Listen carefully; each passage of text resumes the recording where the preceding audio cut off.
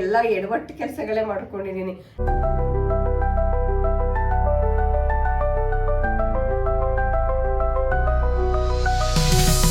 Hi all, welcome back to my channel. I hope ಎಲ್ಲ ಚೆನ್ನಾಗಿದ್ದೀರಾ ಅಂತ ಅನ್ಕೊಂತಿದೀನಿ. ಅಂಡ್ ಯಾರೆಲ್ಲ ಫಸ್ಟ್ ಟೈಮ್ ನನ್ನ ಚಾನಲ್ನ ನೋಡ್ತಾ ಇದ್ದೀರಾ ಪ್ಲೀಸ್ ಸಬ್ಸ್ಕ್ರೈಬ್ ಮಾಡ್ಕೊಳ್ಳಿ. ಅಂಡ್ ಇವತ್ತಿನ ಡೈಲಿ ವ್ಲಾಗ್ ಮಾಡೋಣ ಅಂತ ಅನ್ಕೊಂಡಿದೀನಿ. ಸ್ವಲ್ಪ ಕಾಫ್ ಜಾಸ್ತಿ ಇದೆ, ಫುಲ್ ಒಂದು ಕಫ ತರ ಆಗ್ಬಿಟ್ಟಿದೆ. ರಾತ್ರಿ ಎಲ್ಲ ನಿದ್ದೆನೇ ಇಲ್ಲ, ಫುಲ್ ಶೀತ ಕಾಫ್. ನನಗೂ ಸ್ವಲ್ಪ ಹುಷಾರಿಲ್ಲ, ಸಿದ್ದುಗೂ ಸ್ವಲ್ಪ ಹುಷಾರಿಲ್ಲ, ಅವನಿಗೂ ಶೀತ ಮತ್ತೆ ಫುಲ್ ಕಫ ಸ್ಟಾರ್ಟ್ ಆಗಿದೆ.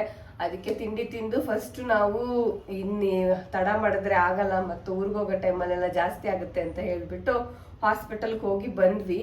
ಸ್ವಲ್ಪ ಟ್ಯಾಬ್ಲೆಟ್ಸ್ ಎಲ್ಲ ಕೊಟ್ಟಿದ್ದಾರೆ, ಒಂದು 4-5 ದಿನಕ್ಕೆ ಟ್ಯಾಬ್ಲೆಟ್ಸ್ ಎಲ್ಲ ತಂದು ಹಾಗೆ ಟೇಬಲ್ ಮೇಲೆ ಇಟ್ಟಿದ್ದೀನಿ, ಇನ್ನೂ ತಿಂದಿಲ್ಲ. ಆ್ಯಂಡ್ ಎಲ್ಲ ಎಡವಟ್ಟು ಕೆಲಸಗಳೇ ಮಾಡ್ಕೊಂಡಿದ್ದೀನಿ. ಲಾಸ್ಟ್ ಬ್ಲಾಗಲ್ಲೇ ನಾನು ಹೇಳಿದ್ದೆ ಅಲ್ಲ, ಊರಿಗೆ ಹೋಗ್ಬೇಕು, ಅದಕ್ಕೆ ನಾನು ಟ್ರಾಲಿ ಬ್ಯಾಗ್ನೆಲ್ಲ ವಾಶ್ ಮಾಡಿದ್ದೀನಿ ಅಂತ. ಎಷ್ಟು ಚೆನ್ನಾಗಿ ದೊಡ್ಡ ಥರ ಕೆಲಸ ಮಾಡಿದ್ದೀನಿ ಅಂತ ಅಂದರೆ, ನಾನು ಟ್ರಾಲಿ ಬ್ಯಾಗ್ನ ಚೆನ್ನಾಗಿ ವಾಶ್ ಮಾಡಿದ್ದೀನಿ ಆಯ್ತಾ. ಅದನ್ನ ಲಾಕ್ ಓಪನೇ ಮಾಡಿಲ್ಲ ನಾನು. ಲಾಕ್ ಓಪನ್ ಆಗುತ್ತೋ ಓಪನ್ ಆಗಲ್ಲ ಅಂತಲೂ ಚೆಕ್ ಕೂಡ ಮಾಡಿಲ್ಲ ಆಯ್ತಾ. ಹಾಗೆ ವಾಶ್ ಮಾಡಿ ಚೆನ್ನಾಗಿ ಡ್ರೈ ಮಾಡಿ ಇಟ್ಟಿದ್ದೀನಿ. ಸೊ ಪ್ಯಾಕಿಂಗ್ ಸ್ಟಾರ್ಟ್ ಮಾಡೋಣ ಅಂತ ಹೇಳಿಬಿಟ್ಟು ಲಾಕ್ ತೆಗಿತೀನಿ, ಲಾಕೇ ಬರ್ತಾ ಇಲ್ಲ. ಅದು ಫುಲ್ ಮರ್ತೋಗ್ಬಿಟ್ಟಿದೆ, ಯಾವ ಪಾಸ್ವರ್ಡ್ ಇಟ್ಟಿದೆ ಅಂತಲೇ ನೆನಪಿಗೆ ಬಂದಿಲ್ಲ. ಸರ್ಚ್ ಮಾಡಿ ಎಲ್ಲ ಚೆಕ್ ಮಾಡಿ ಏನೇನೋ ಮಾಡಿದೆ, ಏನೂ ವರ್ಕ್ ಆಗಿಲ್ಲ. ಸಿದ್ದು ಹತ್ರನೂ ಸಿಕ್ಕಾಬಟ್ಟೆ ಬಯಸ್ಕೊಂಡೆ. ಎಷ್ಟು ಚೆಕ್ ಮಾಡಿದ್ದೀವಿ ಅಂದರೆ ತುಂಬ ಚೆಕ್ ಮಾಡಿದ್ವಿ ಆಯ್ತಾ. ಬಸ್ ತುಂಬ ಸಿಕ್ಕಾಬಟ್ಟೆ ಕೆಮ್ಮಿದೆ ಆಯ್ತಾ. ವೆದರ್ ಬೇರೆ ಹಾಗೆ ಇದೆ, ಆಲ್ರೆಡಿ ಮಳೆ ಬರೋ ಥರ ಇದೆ. ಬೆಳಿಗ್ಗೆನೆ ಫುಲ್ ಎಲ್ಲ ಕಡೆ ಫುಲ್ ಮೋಡ ಫುಲ್ ಆಗ್ಬಿಟ್ಟು ಒಳ್ಳೆ ಕತ್ಲೆ ಆಗ್ಬಿಟ್ಟಿದೆ. ನಾನು ಅದಕ್ಕೆ ಎಲ್ಲ ಕಡೆ ಲೇಟ್ ಹಾಕ್ಕೊಂಡಿದ್ದೀನಿ. ಫುಲ್ ಕತ್ಲೆ ಕತ್ಲೆ ಅನಿಸ್ತಾ ಇದೆ, ಸಖತ್ ಮೋಡ ಆಗಿದೆ. ಮೇ ಬಿ ಹೆವಿ ಮಳೆ ಬರುತ್ತೆ ಅಂತ ಅನಿಸುತ್ತೆ. ಸೊ ಮಧ್ಯದಲ್ಲಿ ಕಟ್ ಮಾಡಿಬಿಟ್ಟೆ ನಾನು, ನನಗೆ ಕೆಮ್ಮು ತಡ್ಕೊಳಕ್ಕೆ ಆಗ್ದಿತ್ತೆ. ಆ್ಯಂಡ್ ಅದಕ್ಕೆ ನಾನು ಹೇಳ್ತಿದ್ನಲ್ಲ, ಸಿಕ್ಕಾಬಟ್ಟೆ ಬೈದ, ಎಲ್ಲೆಲ್ಲ ಏನೇನೋ ಸರ್ಚ್ ಮಾಡಿದೆ. ಇವಾಗ ಇನ್ನೇನು ಆಪ್ಷನ್ ಇಲ್ಲ ಅಂತ, ರಿಪೇರ್ ಮಾಡೋಕ್ಕಾಗುತ್ತಾ ಅಂತ ಹೇಳಿಬಿಟ್ಟು ನಾವೇ ನೋಡೋಣ ಚೆಕ್ ಮಾಡೋಣ ಅಂತ ಹೇಳ್ಕೊಂಡು ಮನೇಲೇ ಸ್ಟಾರ್ಟ್ ಮಾಡಿದ್ವಿ ಮಾಡೋಕ್ಕೆ. ಫುಲ್ ಲಾಕ್ ಆಗಿದೆ, ಓಪನ್ ಆಗ್ತಾನೆ ಇಲ್ಲ. ಅದು ನನಗೇನು ಪಾಸ್ವರ್ಡ್ ಇಟ್ಟಿದ್ದೀನಿ ಅಂತಲೂ ನೆನಪಿಲ್ಲ. ಏನು ಹೆವಿ ಸ್ಟ್ರಾಂಗಾಗಿ ಇಡ್ತೀನಿ ಸೇಫಾಗಿ ಅಂತ ಹೇಳಿ ಎಲ್ಲ ಎಡವಟ್ಟಾಗೋಗಿದೆ. ಆ್ಯಂಡ್ ಸಿಕ್ಕಾಬಟ್ಟೆ ಬೈಸ್ಕೊತಾನೆ ಇದ್ದೆ. ಅವನಿಗೂ ಸಾಕಾಯಿತು. ಯೂಟ್ಯೂಬ್ ನೋಡಿ ಮೊಬೈಲಲ್ಲೆಲ್ಲ ಸರ್ಚ್ ಮಾಡಿಬಿಟ್ಟು ಸರಿ ಮಾಡೋಣ ಅಂತ ಹೇಳಿಬಿಟ್ಟು ಅವನು ನೋಡ್ತಾ ಇದ್ದ.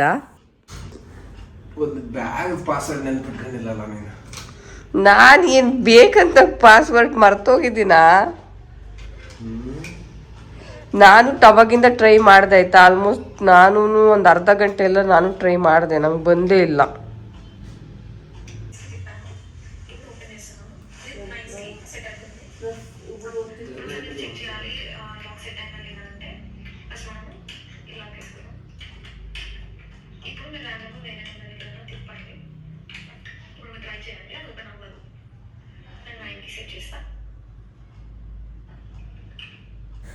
ಮತ್ತು ವೀಡಿಯೋಸ್ಗಳನ್ನ ನೋಡ್ಕೊತ ಇಬ್ಬರು ಸೇರೇ ಟ್ರೈ ಮಾಡೋಣ. ಮತ್ತಿಬ್ಬರು ಈಗ ಬೈಕೊಂತ ಕೂತ್ಕೊಂಡ್ರೆ ಆಗಲ್ಲ, ಕೆಲಸ ಲೇಟ್ ಆಗೋಗುತ್ತೆ, ಟೈಮು ವೇಸ್ಟ್ ಆಗ್ತಾ ಇದೆ ಅಂತ ಅಂದ್ಕೊಂಡು ಮತ್ತಿಬ್ಬರೂ ವಿಡಿಯೋ ನೋಡಿಕೊಂಡು ಸ್ಟಾರ್ಟ್ ಮಾಡಿದ್ವಿ.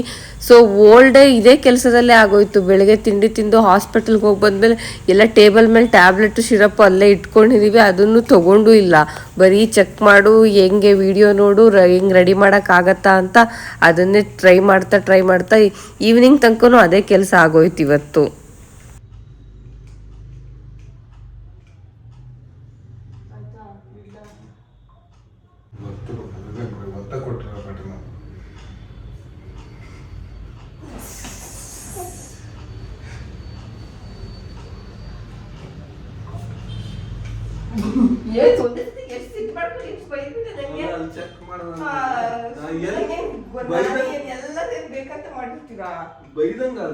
ಇಲ್ಲ ಬೈದಂಗಲ್ದೆ ಸಿದ್ದು ನೋಡಿದ್ರೆ ಮತ್ತು ಬೈತಾ ಕೂತಿದ್ದ. ಅದೇನ್ ಪಾಸ್ವರ್ಡ್ ಇಟ್ಟಿದ್ಯೋ ಅದನ್ನ ನೆನ್ಪಿಟ್ಕೊಳಕ್ಕಾಗಿಲ್ವಾ ನಿನಗೆ, ಒಂದು ಪಾಸ್ವರ್ಡು ನೆನ್ಪಿರಲ್ವಲ್ಲ ಅಂತ ಬೈತಾ ಇದ್ದ. ಅದಕ್ಕೆ ಅವತ್ತಿನ ದಿನ ಅಲ್ಲಿಗೆ ಕ್ಲೋಸ್ ಮಾಡಿದ್ವಿ. ಆ್ಯಂಡ್ ಇದು ನೆಕ್ಸ್ಟ್ ಡೇ ನಮ್ಗಿನ್ನು ಆಗ್ತಾನೆ ಇಲ್ಲ ತೆಗಿಯೋಕ್ಕೆ. ಆ್ಯಂಡ್ ಬೇರೆ ಆಪ್ಷನ್ನು ಇರಲಿಲ್ಲ. ಅದಕ್ಕೆ ಸರ್ವಿಸ್ ಸೆಂಟರಿಗೆ ಕಾಲ್ ಮಾಡಿದ್ವಿ. ಅವರು ನಿಯರ್ ಬೈ ಇರೋ ಶೋರೂಮ್ಗೆ ಅಥವಾ ಶಾಪ್ಗೆ ಯಾವುದಕ್ಕಾದ್ರೂ ತೊಗೊಂಡು ಹೋಗಿ ಅವರೇ ರೆಡಿ ಮಾಡಿಕೊಡ್ತಾರೆ, ಸರ್ವಿಸ್ ಇರುತ್ತೆ ಅಂತ ಅಂದರು. ಸೊ ನಮಗೆ ನಿಯರ್ ಬೈ ಇರೋಂಥ VIP ಶಾಪ್ಗೆ ಬಂದ್ವಿ.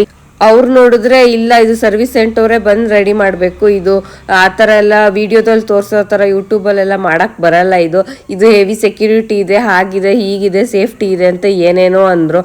ನಾನು ನಮ್ಗೆ ಯಾವುದು ಬೇಡ, ಮೊದಲು ರೆಡಿ ಆದರೆ ಸಾಕು ಅಂತ ಅನ್ಕೊಂತ ಅವ್ರ ಹತ್ರನೇ ಆಪ್ಷನ್ಸ್ ಕೇಳ್ತಾ ಇದ್ವಿ.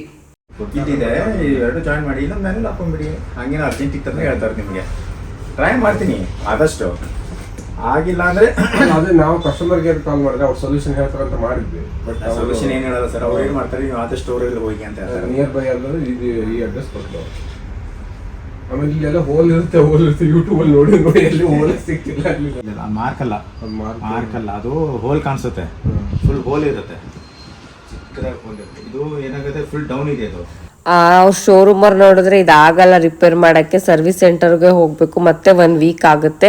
ಬೇಕಾದ್ರೆ ನಿಯರ್ ಬೈ ಯಾವುದಾದ್ರೂ ಇಲ್ಲಿ ಚಿಕ್ಕ ಶಾಪ್ ಇರುತ್ತಲ್ಲ, ಅವ್ರು ಬೇಕಾದ್ರೆ ಹತ್ರ ಕೊಡಿ ರಿಪೇರಿ ಮಾಡಿಕೊಡ್ತಾರೆ ಅಂದರು. ಸರಿ ಓಕೆ ಅಂತ ಅಂದ್ಕೊಂಡ್ವಿ. ಸೊ ಮನೆಗೆ ಹೋಗೋ ಆನ್ ದ ವೇನಲ್ಲೇ ನಂದು ಬ್ಲೌಸ್ ಬೇರೆ ಸ್ಟಿಚಿಂಗಿಗೆ ಕೊಟ್ಟಿದ್ದೆ, ಸೊ ಬ್ಲೌಸ್ ಕೂಡ ರೆಡಿ ಆಗಿತ್ತು. ಸೊ ಅದನ್ನು ಕೂಡ ಹಂಗೆ ತಗೊಂಡೇ ಹೋಗೋಣ ಅಂತ ತಗೊಂಡು ಮತ್ತೆ ಮನೆಗೆ ಬಂದ್ವಿ. ಸೊ ಮನೆಗೆ ಬರಬೇಕಾದ್ರೇ ಆಲ್ಮೋಸ್ಟ್ ಮತ್ತೆ 1 ಗಂಟೆ ಆಗೋಗಿತ್ತು. ನೆಕ್ಸ್ಟ್ ಡೇ ಕೂಡ ಇನ್ನು ಬಂದು ಪಾತ್ರೆ ಕೂಡ ಜಾಸ್ತಿ ಆಗಿತ್ತು, ಬೆಳಿಗ್ಗೆ ಕೂಡ ತೊಳೆದೇ ಇರಲಿಲ್ಲ. ಬೆಳಿಗ್ಗೆ ಸರ್ವಿಸ್ ಸೆಂಟರಿಗೆ ಕಾಲ್ ಮಾಡು, ಅವ್ರ ಹತ್ರ ಡಿಸ್ಕಸ್ ಮಾಡು, ಮತ್ತೆ ಟಿಫನ್ ಮಾಡು ಅಂತ ಹೇಳ್ಬಿಟ್ಟು ಅಲ್ಲೇ ತುಂಬ ಟೈಮ್ ಆಗೋಯ್ತಲ್ಲ ಅಂತ ಹೇಳ್ಬಿಟ್ಟು ಎಲ್ಲ ಹಾಗೆ ಇಟ್ಟಿದ್ದೆ. ಸೊ ಅದಕ್ಕೇನೆ ಇವಾಗ ಬಂದ್ಬಿಟ್ಟು ಎಲ್ಲ ತೊಳ್ಕೊಳ್ಳೋಣ ಅಂತ ಹೇಳಿ ಎಲ್ಲ ತೊಳ್ಕೊತಾ ಇದ್ದೆ. ನೆಕ್ಸ್ಟ್ ಅಡುಗೆ ಕೂಡ ಪ್ರಿಪೇರ್ ಮಾಡಬೇಕಾಗಿತ್ತು. ಸೊ ಇಬ್ರಿಗೂ ಸ್ವಲ್ಪ ಕಾಫ್ ಮತ್ತು ಕೋಲ್ಡ್ ಕೂಡ ಇರೋದಕ್ಕೆ ಸ್ವಲ್ಪ ಶಕ್ತಿ ಕೂಡ ಇಲ್ಲ ಅನಿಸ್ತಾ ಇತ್ತು, ಟಯರ್ಡ್ನೆಸ್ ತುಂಬ ಜಾಸ್ತಿ ಇತ್ತು. ಅದಕ್ಕೆ ಸ್ವಲ್ಪ ಈಸಿಯಾಗಿ ಏನಾದರೂ ರಸಮ್ ಮಾಡೋಣ ಅಂತ ಹೇಳ್ಕೊಂಡು ನೆಲ್ಲಿಕಾಯಿ ರಸಮ್ ಮಾಡೋಣ ಅಂತ ಅಂದ್ಕೊಂಡೆ. ಇದು ತುಂಬ ಬಾಡಿಗೆ ಒಳ್ಳೆಯದು ಮತ್ತು ಇಮ್ಯುನಿಟಿ ಕೂಡ ಜಾಸ್ತಿ ಮಾಡುತ್ತೆ, ಶಕ್ತಿ ಕೂಡ ಬರುತ್ತೆ. ಯಾವ್ದಾದ್ರು ರೋಗ ನಿರೋಧಕ ಶಕ್ತಿ ಕೂಡ ಕಮ್ಮಿ ಆಗಿದ್ರೆ ದೇಹಕ್ಕೆ ಜಾಸ್ತಿ ಚೆನ್ನಾಗೇ ಸಿಗುತ್ತೆ. ಅಂಡ್ ಇವಾಗ ಥ್ರೋಟ್ ಎಲ್ಲ ಸ್ವಲ್ಪ ಇಚ್ಚಿಂಗ್ ಇದೆ, ಗಂಟ್ಲು ತುರುಕಿ ಅಂತೀವಲ್ಲ ಅದೆಲ್ಲ ಸ್ವಲ್ಪ ಜಾಸ್ತಿನೇ ಇದೆ. ಅದಕ್ಕೆ ಈ ಥರದ್ದು ಏನಾದರೂ ನೆಲ್ಲಿಕಾಯಿ ರಸಮ್ಮು ಆಯುರ್ವೇದಿಕ್ ಥರನೇ ಏನಾದರೂ ಮಾಡ್ಕೊಂಡು ತಿಂದರೆ ಕುಡಿದ್ರೆ ತುಂಬ ಒಳ್ಳೇದು ಅಂತ ಹೇಳ್ಬಿಟ್ಟು ಇದನ್ನೇ ಮಾಡೋಣ ಅಂತ ಅಂದ್ಕೊಂಡೆ. ಆ್ಯಂಡ್ ತುಂಬ ಈಸಿ ಕೂಡ, ಬೇಗ ಆಗುತ್ತೆ. ಯಾವಾಗಾದ್ರೂ ಏನಾದರೂ ಆಪ್ಷನ್ಸ್ ಇಲ್ಲ ಬೇರೆ ಏನಾದರೂ ಮಾಡೋಕ್ಕೆ ಅಂತ ಅಂದಾಗ ಈ ರೀತಿ ನೆಲ್ಲಿಕಾಯಿ ರಸಮ್ನ ಕೂಡ ಬೇಗ ಮಾಡ್ಕೊಳ್ಬೋದು. ಆ್ಯಂಡ್ ಇದು ಹೇರ್ಗೂ ತುಂಬ ಒಳ್ಳೆಯದು, ಕಣ್ಗೂ ತುಂಬ ಒಳ್ಳೆಯದು. ಲಾಸ್ಟ್ ಟೈಮೇ ನಾನೊಂದು ವಿಡಿಯೋದಲ್ಲಿ ಹೇಳ್ದಂಗೆ ಇಮ್ಯುನಿಟಿ ಬೂಸ್ಟರ್ ಶಾರ್ಟ್ಸ್ ಥರ ಮಾಡ್ಕೊಂಡು ಕುಡಿತೀವಲ್ಲ, ಆ ರೀತಿ ಮಾಡ್ಕೊಂಡು ಕುಡಿದ್ರೂ ಒಳ್ಳೆಯದು. ಆ್ಯಂಡ್ ಅದು ಯಾವುದೂ ಮಾಡೋಕ್ಕಾಗಲ್ಲ, ಇವನ್ ರಸಮು ಕೂಡ ಮಾಡೋಕ್ಕಾಗಲ್ಲ ಅಂದರೆ ಡೈಲಿ ಅಟ್ಲೀಸ್ಟ್ 1 ನೆಲ್ಲಿಕಾಯಿ ತಿಂದ್ರೇನು ತುಂಬ ಒಳ್ಳೆಯದು ದೇಹಕ್ಕೆ. ಅದಕ್ಕೆ ಬೇಕಾಗಿರುವಂತಹ ವಿಟಮಿನ್ ಸಿ ಕೂಡ ಇದರಲ್ಲಿ ಇರೋದ್ರಿಂದ ದೇಹಕ್ಕೆ ಎಲ್ಲದೂ ಸಿಗುತ್ತೆ. ನಾನು ಅದಕ್ಕೆ 4-5 ನೆಲ್ಲಿಕಾಯಿನ ತೊಗೊಂಡು ಚಿಕ್ಕದಾಗಿ ಸ್ವಲ್ಪ ಕಟ್ ಮಾಡಿ ಇಟ್ಕೊಂಡಿದ್ದೀನಿ. ಆ್ಯಂಡ್ ಒಂದು ಸ್ವಲ್ಪ ಟೊಮೆಟೊ. ಇದಕ್ಕೆ ಜಾಸ್ತಿ ಇಂಗ್ರೀಡಿಯೆಂಟ್ಸು ಏನೂ ಬೇಡ, ಸ್ವಲ್ಪ ಇಂಗ್ರೀಡಿಯೆಂಟ್ಸನ್ನಲ್ಲೇ ರಸಮ್ ಕೂಡ ಬೇಗ ಆಗಿಬಿಡುತ್ತೆ. ನೀವೆಲ್ಲ ಸ್ವಲ್ಪ ಕಟ್ ಮಾಡಿಕೊಂಡು ಆ್ಯಂಡ್ ಬೇಳೆ ಕೂಡ ಹಾಕಿ ಇದಕ್ಕೆ ನಾರ್ಮಲ್ ನಾವು ಟೊಮೆಟೊ ರಸಮ್ ಮಾಡ್ತೀವಲ್ಲ ಸ್ವಲ್ಪ ಅದೇ ರೀತಿ ಬರುತ್ತೆ. ಬಟ್ ಅದಕ್ಕಿಂತಲೂ ಸ್ವಲ್ಪ ಈಸಿನೇ ಆಗುತ್ತೆ. ಅದಕ್ಕೆ ನಾನು 2 ಟೊಮೆಟೊ ತೊಗೊಂಡಿದ್ದೀನಿ, ಇಬ್ಬರಿಗೆ ಅಲ್ವಾ. ಸೊ ಇವಾಗ ಮಧ್ಯಾಹ್ನಕ್ಕೆ ಮಾಡಿದ್ರೆ ಮಧ್ಯಾಹ್ನ ಮತ್ತೆ ಸಂಜೆಗೆ 2 ಹೊತ್ತಿಗೂ ಆಗುತ್ತೆ ಅಂತ ಹೇಳಿಬಿಟ್ಟು 1-2 ಟೊಮೊಟೊ 4 ನೆಲ್ಲಿಕಾಯಿನ ಕಟ್ ಮಾಡ್ಕೊಂಡಿದ್ದೆ. ಸೊ ಇವಾಗ ಕಟ್ ಮಾಡ್ಕೊಂಡಿರೋಂಥ ನೆಲ್ಲಿಕಾಯಿ ಮತ್ತು ಟೊಮೆಟೊನ ಒಂದು ಕುಕ್ಕರ್ಗೆ ಹಾಕಿಬಿಟ್ಟು ಸ್ವಲ್ಪ ನೀರು ಹಾಕ್ತೀನಿ, ಜಾಸ್ತಿ ನೀರು ಹಾಕಲ್ಲ. ಬೇಕಾದ್ರೆ ನಾವು ಆಮೇಲೆ ನೀರು ಕೂಡ ಆ್ಯಡ್ ಮಾಡ್ಕೊಳ್ಬೋದು. ಅದಕ್ಕೆ ಅದು ಸ್ವಲ್ಪ ಚೆನ್ನಾಗಿ ಬೇಯಿಸ್ಬೇಕು, 1-2-3 ವಿಷಲ್ ಹೊಡಿಸ್ಬೇಕು. ಸ್ವಲ್ಪ ಉಪ್ಪು ಮತ್ತು ಸ್ವಲ್ಪ ಅರಿಶಿನ ಪುಡಿ ಹಾಕಿಬಿಟ್ಟು ಒಂದು 3-4 ವಿಷಲ್ಗೆ ನಾನು ಗ್ಯಾಸ್ಗೆ ಇಟ್ಟಿದ್ದೀನಿ. ಆ್ಯಂಡ್ ಇನ್ನೊಂದು ಕುಕ್ಕರಲ್ಲಿ 1-2 ಮುಷ್ಟಿ ನಮ್ಮಿಬ್ಬರಿಗೆ ಸ್ವಲ್ಪ ಇದನ್ನು ಜಾಸ್ತಿ ಹಾಕಿದ್ರೆ ಬೇಳೆನೂ ಚೆನ್ನಾಗಾಗುತ್ತೆ, ಟೇಸ್ಟ್ ಕೂಡ ಕೊಡುತ್ತೆ. ಸೊ ಬೇಳೆ ನಿಮಗೆ ಸ್ವಲ್ಪ ಗ್ಯಾಸ್ಟ್ರಿಕ್ ಅಂತ ಅನ್ಸಿದ್ರೆ ಸ್ವಲ್ಪ 1 ಮುಷ್ಟಿ ಕೂಡ ಯೂಸ್ ಮಾಡ್ಬೋದು. ನಾನಿಲ್ಲಿ 1-2 ಮುಷ್ಟಿ ಬೇಳೆ ತೊಗೊಂಡಿದ್ನಲ್ಲ ಅದನ್ನ ಚೆನ್ನಾಗಿ ತೊಳ್ಕೊಂಡು ಅದಕ್ಕೂ ಒಂದು ಸ್ವಲ್ಪ ಉಪ್ಪು ಮತ್ತು ಅರಿಶಿನ ಪುಡಿ ಹಾಕ್ಬಿಟ್ಟು ಇದನ್ನು 3-4 ವಿಷಲ್ ಕೂಗಿಸ್ಬೇಕು. ಬೇಳೆ ನಮಗೆ ಸ್ವಲ್ಪ ಚೆನ್ನಾಗಿ ಬೆಂದು ಕರಗಿದ್ರೆ ಈಸಿ ಆಗುತ್ತೆ ಮಾಡ್ಲಿಕ್ಕೂ. ನೆಕ್ಸ್ಟ್ ಇವಾಗ ವಿಷಲ್ ಎಲ್ಲ ಹೊಡೆದಾಗಿದೆ, ಸ್ವಲ್ಪ ಆರಕ್ಕೆ ಬಿಟ್ಟಿದ್ದೀನಿ. ಅಷ್ಟೊತ್ತಿಗೆ ನಾನಿಲ್ಲಿ ಸ್ವಲ್ಪ ಒಗ್ಗರಣೆಗೆ ರೆಡಿ ಮಾಡ್ಕೊಳ್ಳೋಣ ಅಂತ ಹೇಳ್ಬಿಟ್ಟು ಆವಾಗಲೇ ಬೆಳ್ಳುಳ್ಳಿನ ಬಿಡಿಸಿಟ್ಕೊಂಡಿದ್ನಲ್ಲ, ಸ್ವಲ್ಪ ಬೆಳ್ಳುಳ್ಳಿ ಮತ್ತು 4-5 ಕಾಳು ಮೆಣಸು ಪೆಪ್ಪರ್ ಅಂತೀವಲ್ಲ ಅದನ್ನು ಕೂಡ ಹಾಕಿದ್ದೀನಿ. ಆ್ಯಂಡ್ 1 ಟೇಬಲ್ ಸ್ಪೂನ್ ಅಷ್ಟು ಜೀರಿಗೆನ ಹಾಕ್ಬಿಟ್ಟು ಚೆನ್ನಾಗಿ ಸ್ಮ್ಯಾಶ್ ಮಾಡ್ತಾ ಇದ್ದೀನಿ. ನೀವು ಮಿಕ್ಸಿ ಕೂಡ ಮಾಡ್ಕೊಳ್ಬೋದು, ಬಟ್ ಮಿಕ್ಸಿ ಮಾಡೋದಕ್ಕಿಂತ ಈ ರೀತಿ ಗುದ್ದು ಹಾಕಿದ್ರೇ ಟೇಸ್ಟ್ ತುಂಬ ಚೆನ್ನಾಗಿ ಬರುತ್ತೆ. ಅದಕ್ಕೆ ನಾನು ಒಂದು ಸ್ವಲ್ಪ ಚೆನ್ನಾಗಿ ಇದನ್ನ ಸ್ಮ್ಯಾಶ್ ಮಾಡಿ ಇಟ್ಕೊತಾ ಇದ್ದೀನಿ.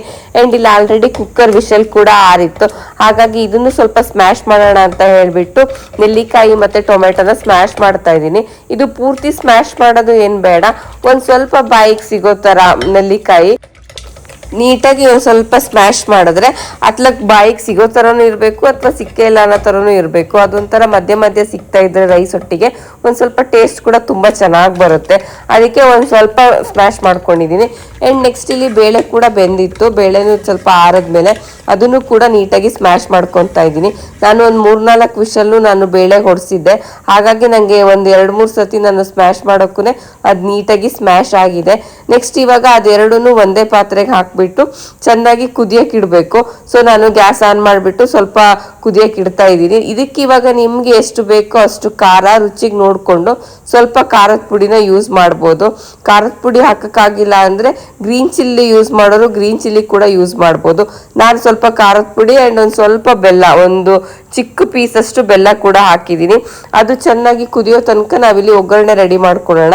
ನಾನು ಒಗ್ಗರಣೆಗೆ ಒಂದು 2-3 ಸ್ಪೂನಷ್ಟು ಆಯಿಲ್ನ ಜಾಸ್ತಿ ಯೂಸ್ ಮಾಡ್ತಾ ಇದ್ದೀನಿ. ಬಿಕಾಸ್ ನಾನು ಅಲ್ಲಿ ಗುದ್ದಿಟ್ಕೊಂಡಿರೋದನ್ನು ಚೆನ್ನಾಗಿ ಫ್ರೈ ಮಾಡಬೇಕು ಅದಕ್ಕೆ.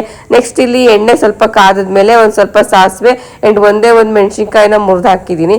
ನೆಕ್ಸ್ಟ್ ಅದಕ್ಕೆ ಗುದ್ದಿರೋ ಅಂತಹ ಬೆಳ್ಳುಳ್ಳಿ, ಜೀರಿಗೆ ಮತ್ತು ಕಾಳು ಮೆಣಸನ್ನ ಹಾಕ್ಬಿಟ್ಟು ಚೆನ್ನಾಗಿ ಫ್ರೈ ಮಾಡ್ತಾ ಇದ್ದೀನಿ. ಇದು ಲೋ ಫ್ಲೇಮಲ್ಲಿ ಅಟ್ಲೀಸ್ಟ್ 1 ನಿಮಿಷ ಫ್ರೈ ಮಾಡಿದ್ರೆ ಸಾಕು.